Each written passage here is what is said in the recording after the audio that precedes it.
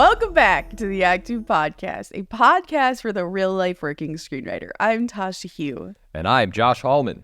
And as a reminder, Act 2 is a network and support group for the everyday working screenwriter. That's you.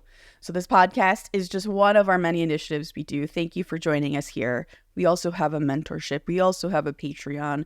We also have an email. You could just email us questions and topic suggestions, or just tell us how things are going with you as a writer.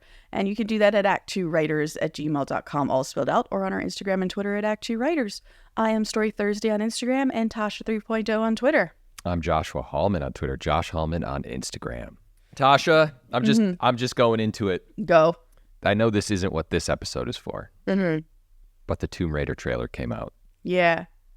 And it's freaking awesome. Yeah, thank you. I'm glad you liked it. It is freaking awesome. So I just wanted to say it's great, and I'm very excited to watch Tomb Raider. I can't wait for you to watch it. Has Amelia seen the trailer? Not yet. I got home a little late last night, and I haven't. I have not showed her. This is the real opinion that matters. No yeah. offense. No, you don't want her opinion. Those kids' opinions kind of hurt more than adult opinions. That trailer is butt. That is okay. Can I go watch Transformers? Seems boring. Yeah. The kid thing hurts, but it looks great. I'm very excited. Thank you. I was just saying to you, I don't know if there's any Easter eggs. I don't need Easter eggs. I think it's gonna be freaking awesome. I know nothing about the Tomb Raider universe, but I do know about action and adventure. And it hits my sweet spot. Yeah. It's in I was gonna nerd out for a second. Is that okay? Nerd out. That's what we're here for. It's interesting you said that, because the games that came out in 2013, there are a series of 3 games that told Lara Croft's origin story. They were also really good at getting people who had no interest in playing Tomb Raider back in the day into the game, and they got a ton of new fans. So hopefully, now that you said that, my new dream is that brings new people in to the show, to the character who have never played a game in their life, and they're like, oh shit, maybe I'll check out the video game and even the mobile game, whatever, just because this is a fun character I want to be with more. I remember playing the game when I was younger. When it first came out. Yeah.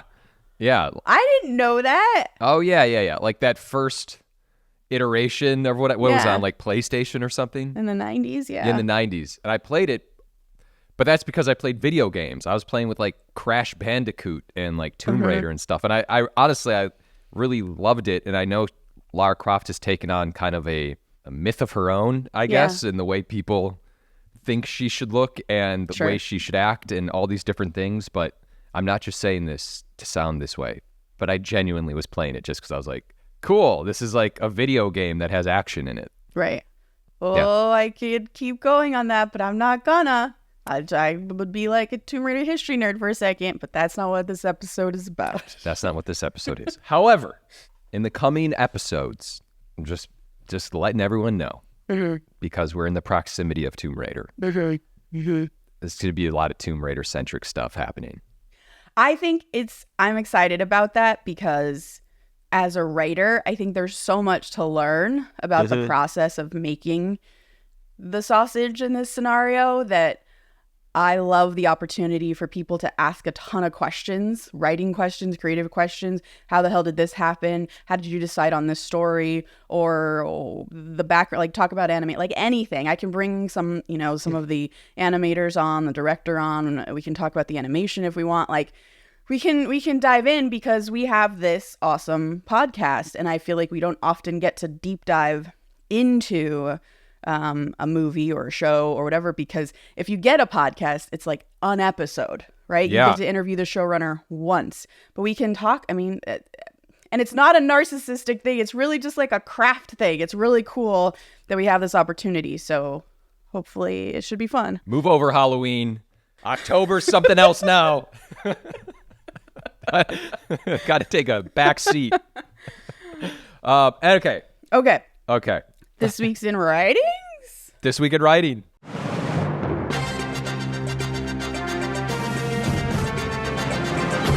This week in writing. Tasha, This is just a healthy reminder, something I go through often. I've probably talked about this before on This Week in Writing.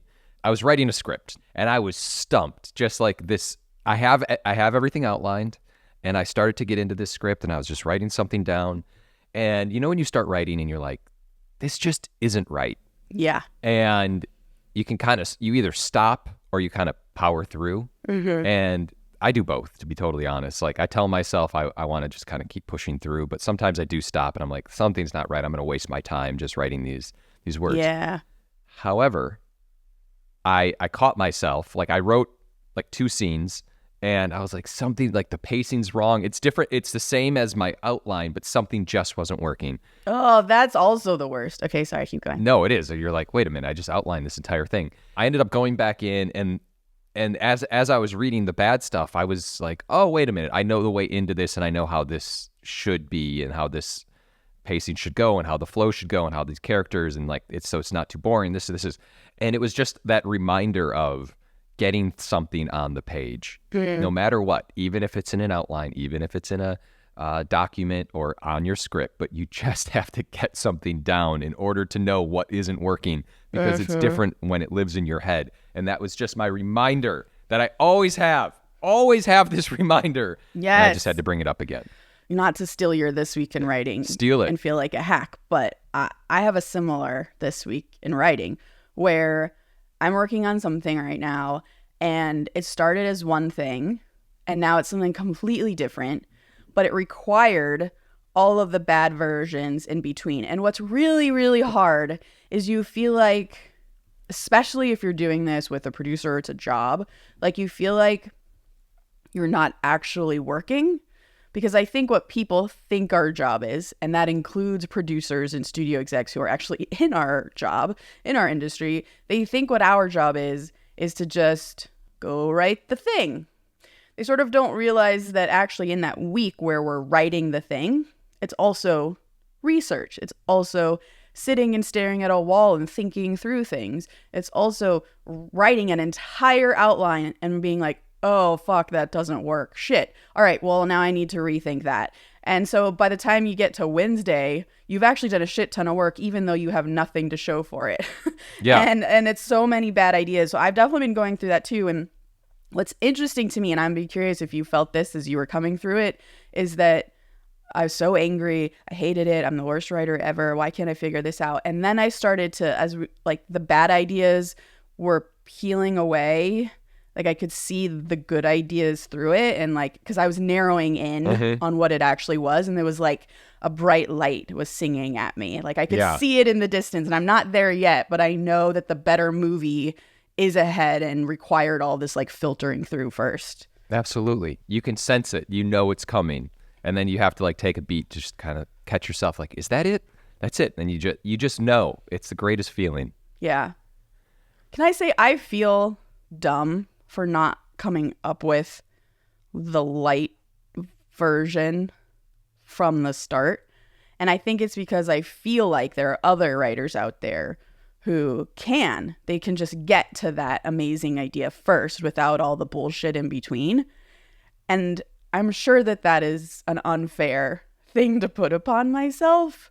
I feel the same way. But it's an insecurity I have that I need to get over.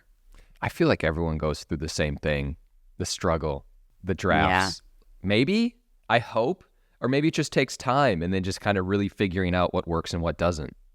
Yeah. I mean, I think that's just the kind of writer I am. Because there are some writers who are so good at like just blowing shit up and coming up with a completely radical idea that's just, you're just like, whoa, like how did your brain even go in that direction? Mm-hmm. And I'm not typically that kind of writer. It really is a lot of this process that you're talking about. And I think you're right. Like most writers, there's like a 1% of people who are not like this.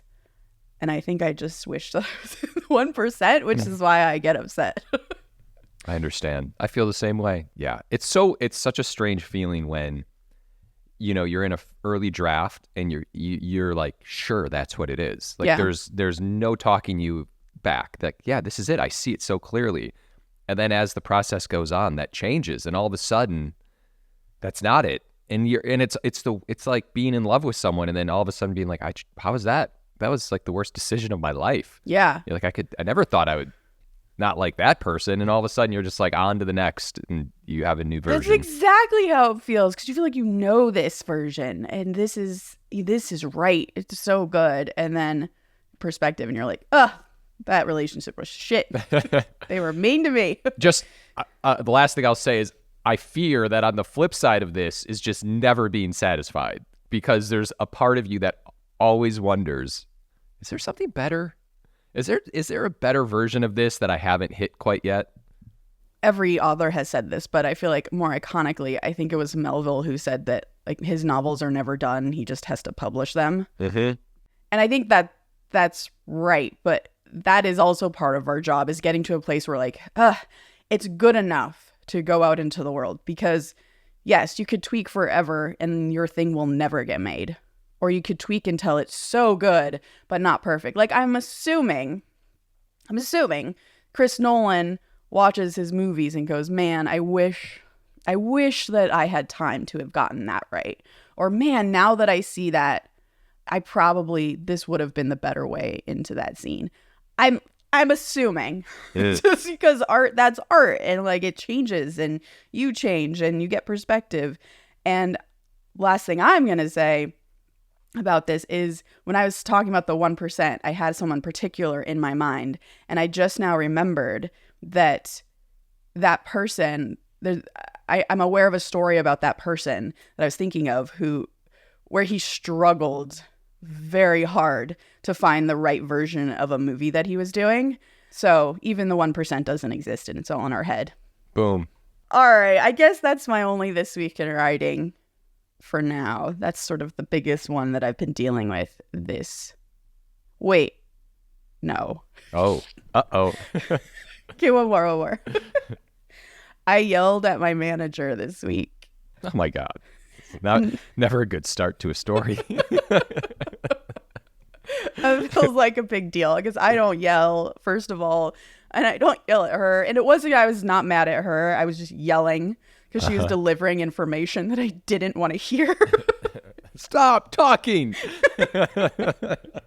She was telling me about, there's this producer I'm working with on a show, and I thought I was done with a draft of something. And she calls me and she says, they don't like what you did. And they want you to not only do it over, but they want a series of meetings so that you make like the pilot better. And I just started yelling because I was mad. I was mad that all the hard work I'd done, they didn't like or appreciate. I was mad that I had to do more work because I was tired. And I just didn't like that process that she was telling me they wanted. And so I just started yelling at her, and she was so quiet. She was like, well, Tasha, you could walk away from it if you want, or you could just find a way to do it. And I'm telling this story because then I spent the entire evening after that, because I don't like being mad. And when I'm mad, there's an underlying reason to why I'm mad, and that's what needs to get solved, not the thing I think needs to get solved when I'm mad. So I realized the underlying thing was that my expectations of how this pilot writing was going to go when I first did the job is different than how it's going now. And like that made me angry, because I was like, they're not doing what I want them to be doing. Yeah. It's like, okay, but like, this is just the way it is. So adjust, or you're just going to be angry and resentful. And so to me, that is a good writing lesson, is expectations. If you have the expectations that something is going to go a certain way and it's not, and you're on a job, for instance, or you're working with a producer to develop something, I think instead of being angry and aggressive and defensive, try and figure out how you can adjust your expectations so that you can work with this person, because you're working with this person. Like, that's not going to change tomorrow unless you don't want the money, or unless you don't want to develop with this person. Those are your two options. So might as well go in with a good headspace. And interestingly, I then got feedback later in the week, like, oh, the producer who's working with you on this pilot, like, they really love how like flexible you are, and how kind you are, because the other writers they're working with get really angry and defensive. I was like, Oh, okay. nice. So my first reaction is, common. But B, like, that's great. Like that proves that work was really useful. Those other writers need a better manager they can yell at. So they don't yell at the wrong person. I think that's right. Wow. All right, cool. Let's get into our topic, which came from, I sat down with a recent college grad who wanted to get into the industry. And I sort of realized a few things in talking to her, which was that, and we all do this, we come out of college and we're like, we learned so much in the last 4 to 6 years. And I love all of it. I just love the film industry and I want to be a part of all of it. And because we take classes in everything, we love everything. This woman came out of her program and she's like, I want to be a non-writing EP showrunner. I also love marketing and I want to be in marketing and, create activations and trailers, and which, by the way, is definitely how I came out of college. I loved trailers. I wanted to do them and hoped that whatever writing job I got in the future allowed me to do that. Same, actually. Really? They're yeah, just I love so trailers. Great. Yeah. And here we are now. So I think I had to sort of explain to her that those jobs there's not a job that exists where you are in a writer's room as a showrunner, non-writing, but also creating trailers and activations. That job doesn't exist unless you are, like, again, the 1%. Like, it's not, and this is also the cool thing about our business. There are no no's. Like, you could technically be all of that. That is just a very long road. And so it just got me thinking with Josh, so that maybe it's worth discussing some of the reality of the jobs, especially as you're coming out of college, and kind of the general paths to those jobs. And we're not going to talk about all the jobs, just like kind of the top 4 or 5 or whatever. Yeah. So this person you met with, which I think I was the exact same way. It's like, wants to be in the show running without writing, kind of just telling people what to do. Yeah, she wants to be a producer, but Gotcha. Loves working with writers, loves working on scripts, and just loves creating, but she herself doesn't want to write, doesn't feel like she's a writer. I'm going to sprinkle a little positive on that comment. Let's go. At least she wants to be in the industry, and it sounds like there's a lot going on there, and she's probably going to end up taking the producer path, and she's probably going to end up loving it. Mm-hmm. That's what I said to her. So let's just jump into that one, I guess. Yeah. A showrunner of a TV show, if that's your dream, you are definitely a writer first. You've gotten the showrunner job because you have proven to a studio, network, whoever, that you are a fantastic writer. And more than that, that you have leadership skills.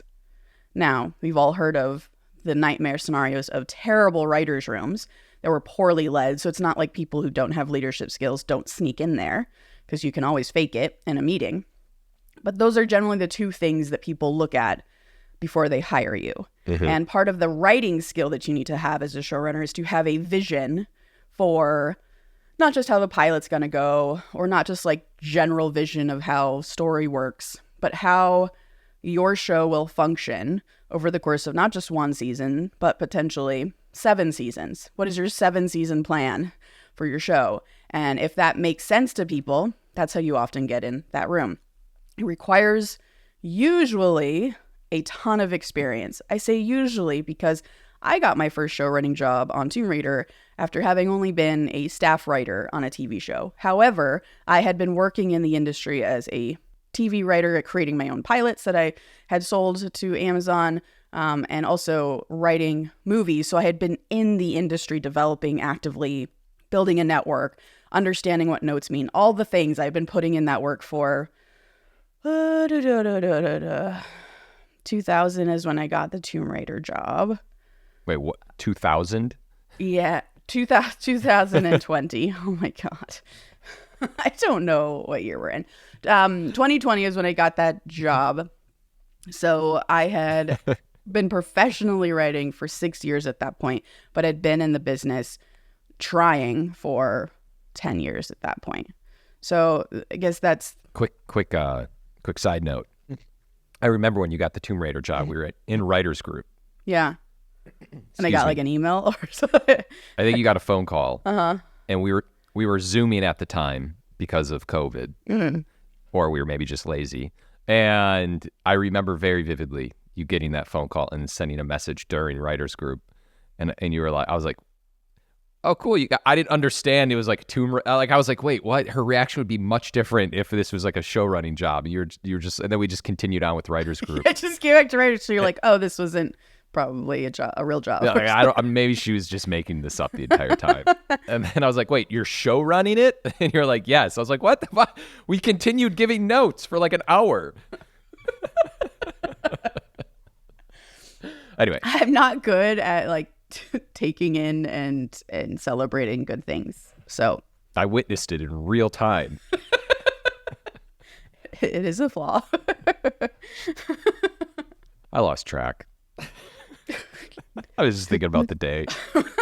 Showrunner, non-EP. So, right. Or non-writing EP. So for this young lady who is clearly very bright and very talented, wanting to be a non-writing executive producer, showrunner, that doesn't actually work, because if you are running a show, you are, and we've talked about this at length, so I'm not going to go super into it. Look at our previous episodes if you don't know what I'm talking about. We talk about show running, what it's like to be in a writer's room, etc. So if you are a showrunner, you are running the room. So it's a bunch of writers that you are directing to the story. You are breaking it with them, meaning we're literally talking about every single scene, how it leads to the next one, how every episode leads to the next one, etc. So you have to have a really strong handle on story. But on top of that, as scripts start to come in, you need to rewrite them, and rewriting. You're rewriting constantly. You're rewriting when you're in production. You're rewriting when you're in post. You're rewriting.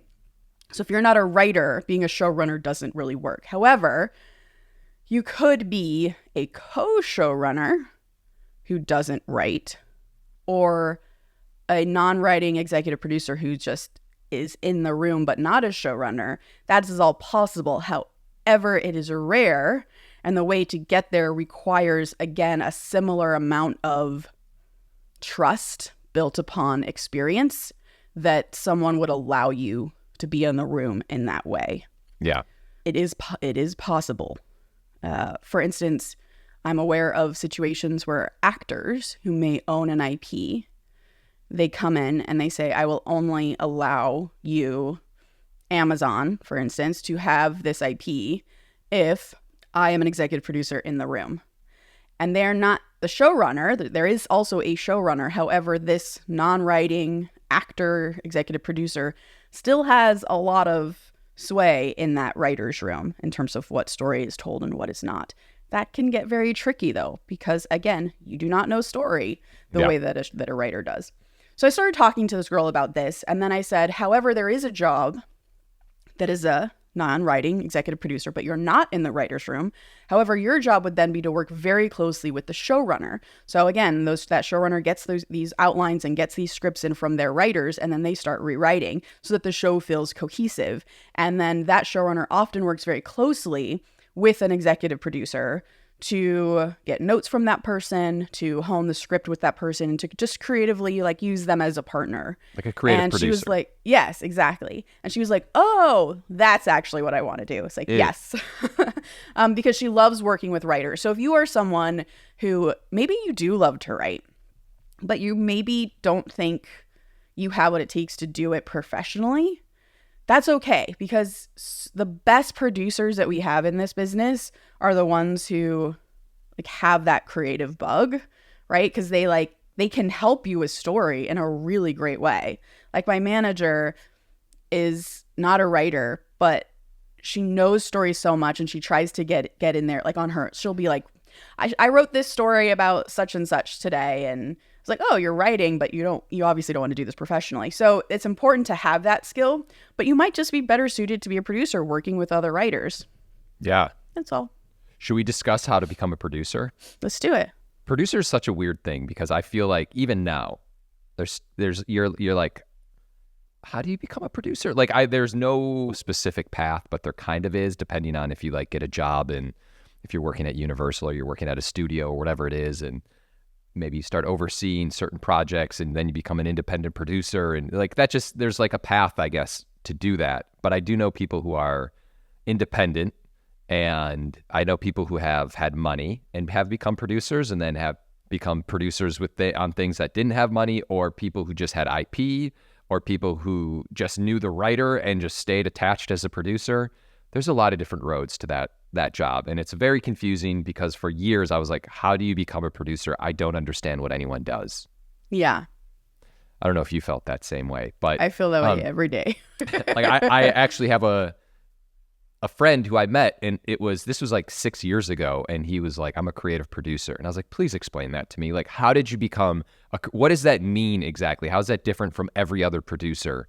And he was basically what you just described. Like, he understood story a little bit, and he could come in and give notes, but and people trusted him. But and that seems like the best version of a producer to me, at least. Obviously, as writers, for sure, it's so much more helpful. And it's interesting that often that creative producer, it's not like an official title. Like the creative is almost just like an adjective there rather than a title. They are just producers, but there are some that are so creative and so good at story that you're right, they are trusted. And that's often why they're hired or get deals at places, because holy shit, they take the onus off of the studio executives who are more business minded and more kind of number crunchers. And they can work with the writer to get the project in the right state it needs to be greenlit and greenlit effectively. And that is a huge relief, because often studio executives, they might be able to be like, hey, I feel something is wrong here. And it's all the jokes we have about the terrible studio exec notes. It's because that's not necessarily their strength story. Their strength is managing. Their strength is budgets, financing, attaching people, having a network that trusts and loves them, and, you know, building relationships and just getting things made in a very practical way. That doesn't always include being creative with a writer. So sometimes they're separated. If you're so lucky, they're combined in one person, but these are all producing options. And I know plenty of, and you've worked with people who are producers, but they also write their own specs, and like sometimes have been on the blacklist. And I remember I worked with a producer who's now a showrunner, and that she's like living her dream. And it can kind of be all combined. And a lot of people figure it out as they go, which I think is both scary and good news for all of you out there. If you start to get into a producerial role and you're like, oh shit, I want to write, that doesn't mean you can't write. That's all possible, and vice versa. Yeah. And it's also a cool thing about our job. Yeah. Oh yeah. I know plenty of writers who have it'd be like the equivalent to me being like, Tasha, I have this really good idea, or this idea that I think is really good, and you like it, and you're like, I'll help you develop this. Let's talk about it. I'm going to be a producer on it. You go with God and write it. Yeah. Like, all right, cool. Like that happens all the time with, all the time. I know. And as you said there, you can be a producer just because you attach an actor, and suddenly you're the producer on that. And that steamrolls into now you're a producer in other places because people saw that you had a producer credit. But as you said at the beginning, in terms of if you want to be a producer, what is the path? Again, there are a million paths, but a very traditional path is finding an internship or a job at a production company. Usually those are easier to get than a studio, and then you can kind of work your way up to potentially a studio level where they usually want people with a bit more experience. But production companies, especially if they're smaller, often kind of get whoever they can because it's less of a rush to try to get those jobs, but you can still learn a ton. Also, working at an agency can be very important if you work in the right part of it, like literary or talent, because that teaches you more directly the mechanics of how our jobs work and what people are looking for, buyers and how people talk to each other in our business. So those are sort of the most direct ways, I think, to be a producer. And then also PAing that on a set. A lot of producers I have found actually don't have set experience the same way that nowadays showrunners often don't. Just because they kind of do this version of interning, working at a desk at a production company, and then suddenly they're a studio exec, but they've never actually been on set. So if you have said experience and you're a PA, that's also a really great way to excel on the production side. It is wild. There's no one. They're like, there's traditional paths, like you said, which are probably the highest percentage. But then you meet somebody else who you admire beyond belief, and you're like, that's exactly who I want to be. What was your path? And that path was not that, like, not traditional at all. And they're like, yeah, I started as a writer and then whatever, you know? And so yeah, it's crazy. Yeah, I love talking to people about their stories because it's always bonkers. Me too. So I guess those are those are the pathway to showrunner, kind of talking a little bit about producer. We know about how to become a writer because that's what this podcast is, of course. But I think just kind of bringing this full circle, bringing this back to your initial meeting, we just needed to touch on the path to becoming, you know, a showrunner or producer or an executive or wherever it may be within the Hollywood system. We could do multiple episodes, like diving a lot deeper, but I don't know if we've touched on this before. So I think this is it. I think this is all we need to do. Yeah, I think so too. And it's good because we all have these huge dreams that encompass everything because we love the business so much.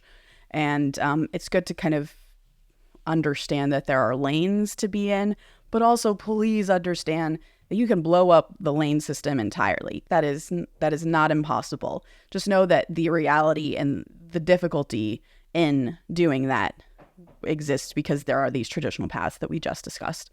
So, because I never want to tell anyone that nothing's possible. Yeah, you can't do that. Dream big, baby. Dream big. Anyway, that's it. Tasha, bring us home. I think we're good. Quote of the day. Quote of the day. Don't write it right. Just write it and then make it right later. Stephen King. Please remember to rate and subscribe. Follow us at ActTwoWriters for more awesome writing stuff. You can follow me, Tasha, at Story Thursday on Instagram or on Twitter at Tasha 3.0. I'm Joshua Hallman on Twitter, Josh Hallman on Instagram. And as always, the Act Two podcast is a production of Act Two, a network and support group for the everyday working screenwriter. This episode was edited by Paul Lundquist.